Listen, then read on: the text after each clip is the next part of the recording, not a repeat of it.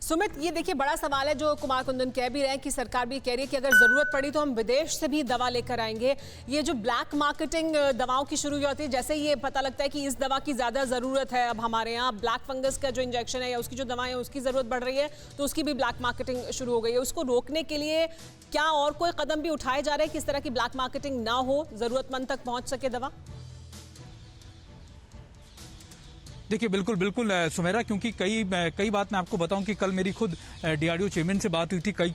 दवाइयों को लेकर, क्योंकि ना सिर्फ ऑक्सीजन की कमी को पूरा करने के लिए लगातार कई एजेंसीज काम कर रही है, बल्कि ये भी कोशिश कर रही है कि लोकल इंडस्ट्रीज को इसमें जोड़ा जा सके। तो कल मुझे ये बताया गया था कि कई लोकल इंडस्ट्रीज को, खासतौर पर ना सिर्फ वो इंडस्ट्री जो बाहर ऐसी चीजों की दवाई के लिए मैन्युफैक्चर काम कर रही है, या फिर कई लोकल ऐसे जो सेटअप्स हैं जो इन दवाइयों को बना सकते हैं, उनको भी लगातार वो सारे इंफ्रास्ट्रक्चर मुहैया कराए जाने की कोशिश की जा रही है, ताकि किसी भी दवाई की अगर किल्लत होती है तो ना सिर्फ वो बाहर से मंगाई जा सके जिस तरीके से कुंदन बता रहे थे, बल्कि उसको देश में भी उसका निर्माण को शुरुआत किया जा सके। सुमेरा जी हाँ, और उसकी बहुत ज़्यादा ज़रूरत है ताकि हम आत्मनिर्भर भी रहें इस मामले में, क्योंकि इसकी ज़रूरत ऐसा लगता है कि अब समय के साथ और ज़्यादा बढ़ रही है, क्योंकि मरीज़ लगातार बढ़ रहे हैं। हमारे साथ डॉक्टर्स का एक्सपर्ट पैनल मौजूद है ब्लैक फंगस पर, उन्हीं से और उसके हर पहलू पर चर्चा करेंगे। डॉक्टर के चौधरी हमारे साथ मौजूद है। डॉक्टर के चौधरी, आपसे मैं जानना चाहूँगी, ये तो अब देखिए साफ तौर पर दिख रहा है कि ब्लैक फंगस के केसेज लगातार बढ़ रहे हैं, हर दिन उतने केस आ रहे हैं जितने 6 महीने में या साल में आते थे।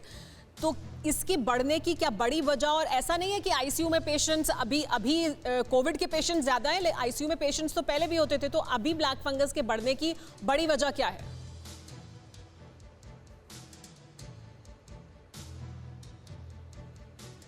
डॉक्टर चौधरी, आपको आवाज मिल रही है? जी बोलिए। म्यूकोरमाइकोसिस, हाँ यस, ये जो फंगल इन्फेक्शन है म्यूकोरमाइकोसिस बोलते हैं,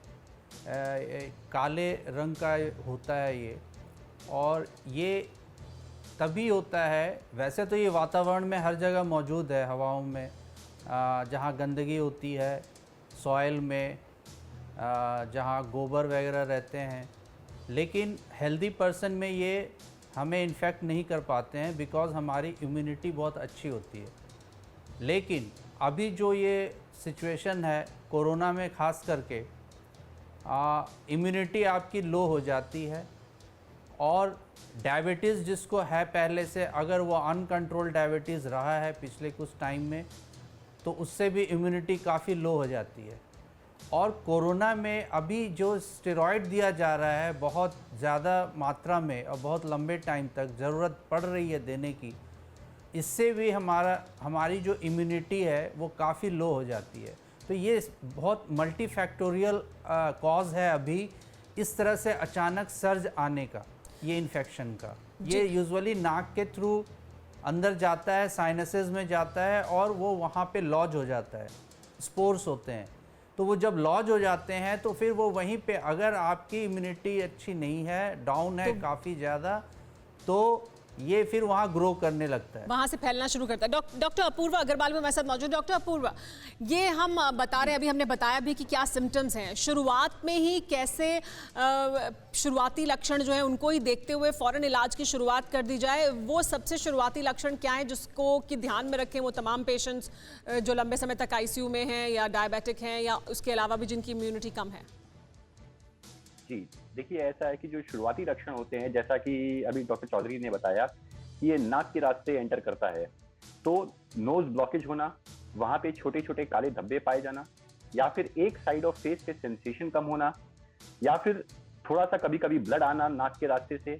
और आंखों में विजन की अगर इफेक्टिवनेस कम हो जाए, या उस साइड फेस में स्वेलिंग आ जाए, या साथ में हेडेक बना रहे, ये सब सिम्टम्स अगर बन रहे हैं, चल रहे हैं, तो इसका मतलब कि म्यूकोरमाइकोसिस या फंगल इन्फेक्शन के लिए बहुत सतर्क हो जाना चाहिए। फिक्र आपकी, सोमवार से शुक्रवार रात 9 बजे सिर्फ TV9 भारतवर्ष पर।